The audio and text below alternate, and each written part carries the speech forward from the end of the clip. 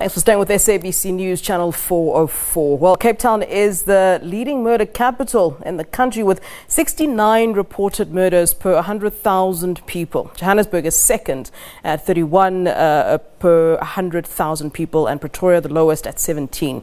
The South African Cities Network in Johannesburg has released the 2018-2019 State of Urban Safety in South Africa.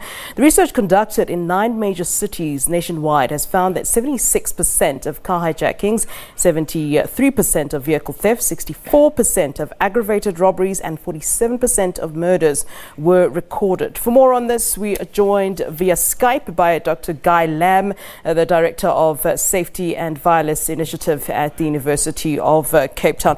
Good afternoon to you, sir. Thank you very much for joining us, Dr. Lamb. Good afternoon. It's my pleasure. Well, we'll get to the results and the purpose of the report, but can you take us through really how a report like this is sort of conducted? Well, I mean, the reason for the report is that we have the South African Cities Network's Urban Safety Reference Group, which is made up of representatives from 8 metros across South Africa. And the report is compiled to help them in strategizing and developing policy to improve urban safety and prevent crime. So essentially what we do when pulling together the data for this report is to use predominantly South African Police Services data, but then we also use victims of crime data, and then we use Stats SA's census data. And the problem that we have with the crime data is that the police don't produce it for each individual city. So we have to go through a process of trying to compile city-based data on the basis of that SAPS data.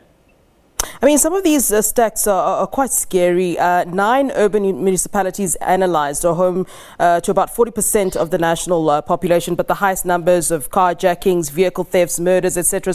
Take us through those findings then and those scary numbers that we have here. Of course, these are aggregate figures for each city.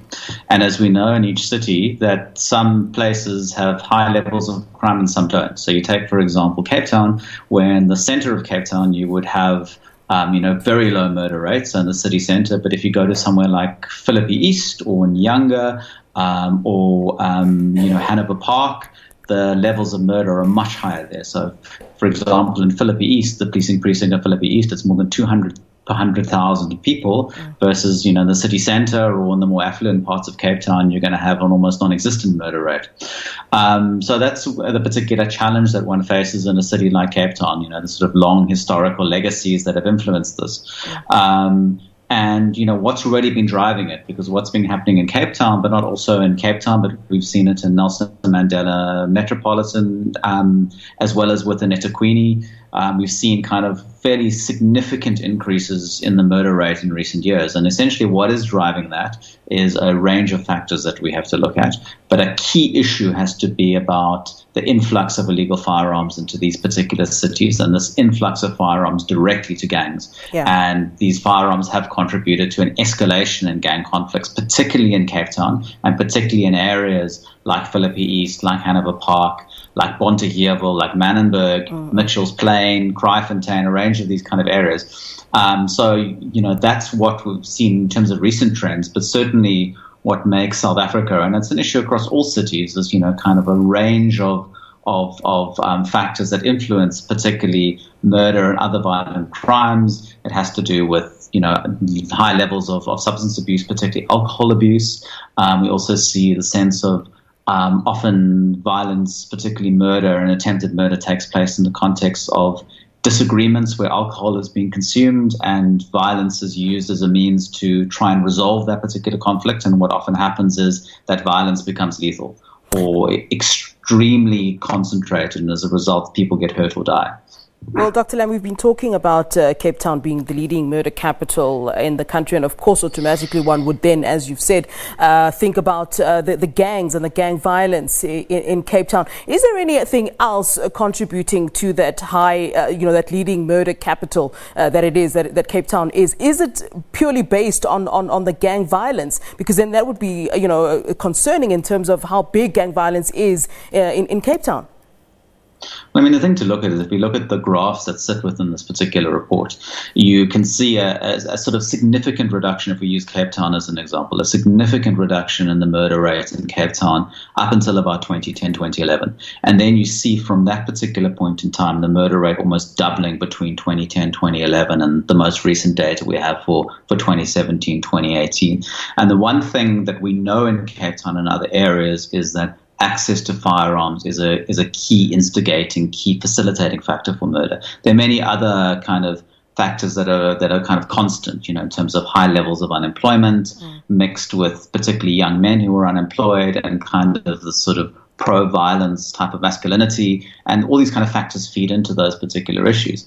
But when you introduce guns into a particular context, and in South Africa, the police had done a lot of work in terms of soaking up, seizing thousands, if not hundreds of thousands of illegal firearms, particularly from the late 1990s up until about 2010. But then what we see, particularly in Cape Town, is more than 2,000 guns flow directly to the gangs. And this is a case involving a corrupt policeman who was responsible for many, many firearms in Vereeniging, and he was responsible for ensuring that those firearms were supposed to be destroyed.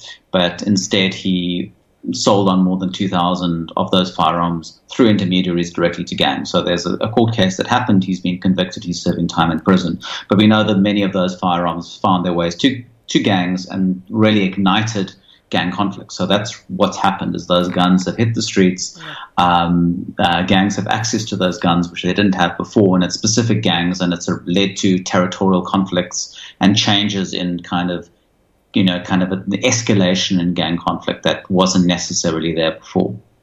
Now, I'm going to assume that the authorities sort of sit with these kinds of reports and do something with it in terms of, city planning or some sort of interventions. But on the back of that, my question then is, are there any recommendations, or do you sort of release this report and say, look, authorities, you see what you do with this? Of course, there are recommendations that come with it, and certainly, the one disadvantage of the data that we have to work with, the data was released in September last year.